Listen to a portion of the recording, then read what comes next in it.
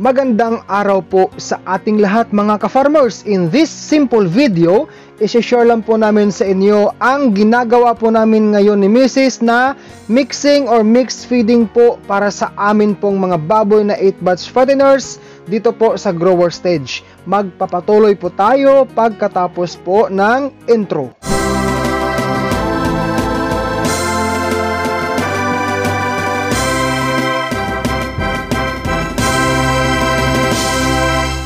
King's VitaPlus Animal Feed Supplement. So guys, bago tayo magpapatuloy, kung ikaw po ay bago pa lang dito sa aking channel, mag-subscribe ka na po kung hindi ka pa nakapag-subscribe and hit the bell ring para po updated ka palagi sa mga bago ko pong ina-upload sa simple video sa pag-aalaga ng baboy. Direct to the point, number 1. Today po ay pang 3rd week since nag-grower stage kami sa aming mga baboy.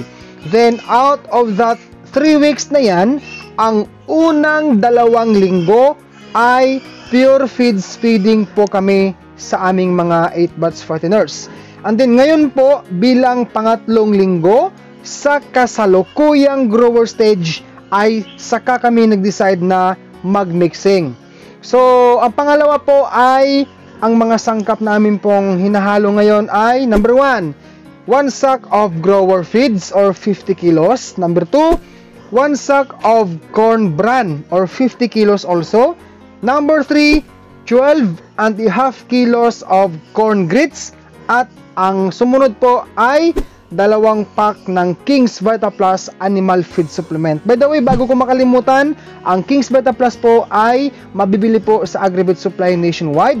Meron po sa Shopee at meron din po akong nilagay na 2 link para po sa mga viewers ko dyan, na mga kahagrisers ko na nais pong mag-direct order ng King's VitaPlus Animal Feed Supplement. Nandyan po sa description ang link. Ngayon lang po talaga kami nag-decide mga kababayan na nag-mixing kami dahil yung 5 baboy po namin ay lumampas na po silang lahat ng 65 kilos body weight sa edad po nila na 2 months and 6 days po simula po sa pagbili namin sa kanila.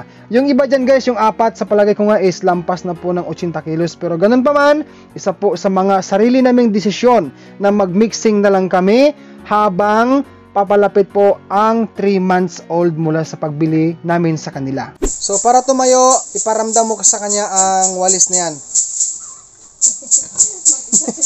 Ayaw tumayo guys, oh. Diki! Tayo ka! Nandyan kasi guys ang butas ng ng entrance, no? Para sa kanilang waist. Ayun, very good, tumayo rin. Sa mga beginners dyan na hindi pa ho familiar sa corn grits, yang nasa itaas po na kulay dilaw, yan po ang corn grits. Yang nasa ilalim naman po ang grower feeds at ang ipa ng mais or corn bran. Yan po ang ginawa ko para po makita ng mga baguhan dyan na ninais kong maalayan ng munting kaalaman. So, konti lang lagay mo. Hop! Yan na guys, oh. So, mix na mo yan. Mix lang, hahaluin. Oh, excited na to, excited na, no? Gusto nang kumain ang mga baboy. Doon ka na. Kain ka na, doon. Hanggang dyan lang. Okay? Doon ka na, Diki. Iusog natin sila para magkasya lahat. Orong ka, Dik. Ang bigat mo. Orong. Yung kainan kasi guys ng aking baboy, merong kabilya.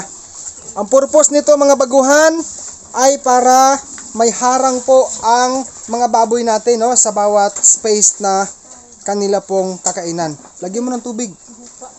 O, ganyan beginners, oh. Pag sanay sa wheat feeding ang atin pong mga baboy, inuungad-ungad nila ang dry feeds. Ganyan po ang base sa akin pong na-experiensyahan ng maraming bisis. Ayan, so talagang guys, talagang patuloy po silang maganang kumain. Sige, bigyan mo na lang doon. Kabila.